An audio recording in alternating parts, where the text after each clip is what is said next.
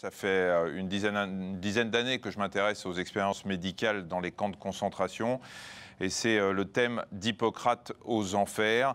Et je m'y intéresse pour deux raisons. Une très personnelle, mes deux grands-pères sont morts à Auschwitz. L'autre plus, disons, professionnelle. En tant que médecin, je me suis souvent demandé comment on pouvait passer de notre mission, qui est d'aider les hommes à moins souffrir, de les soulager, de les guérir, à ces indescriptibles crimes autour d'expériences qui étaient censées faire progresser la science. Il m'est arrivé d'entendre, c'est horrible ce qu'ils ont fait, mais ça a quand même fait avancer la médecine. Alors ceux qui disent cela ne savent pas qu'Himmler avait dit à l'un de ses médecins expérimentateurs « Essayez toujours, il en sortira peut-être quelque chose ». Alors je me suis penché sur quelques-uns de ces tortionnaires, j'ai essayé de comprendre qui ils étaient, comment ils avaient basculé dans l'horreur.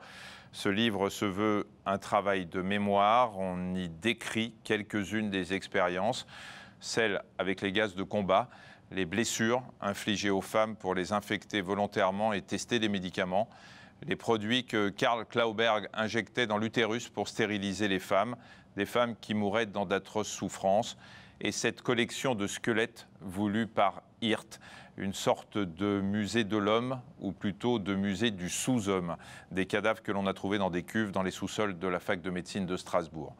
Nous parlerons de ces médecins qui n'étaient pas tous des ratés, à qui on aurait un jour donné la possibilité de devenir quelqu'un. Non, ils étaient souvent compétents, parfois rigoureux, et surtout soutenus par ceux que l'on appelle les pontes, des sommités médicales mondialement reconnues. Ce livre se veut être une pierre que l'on pose sur le fragile édifice de la mémoire de la Shoah.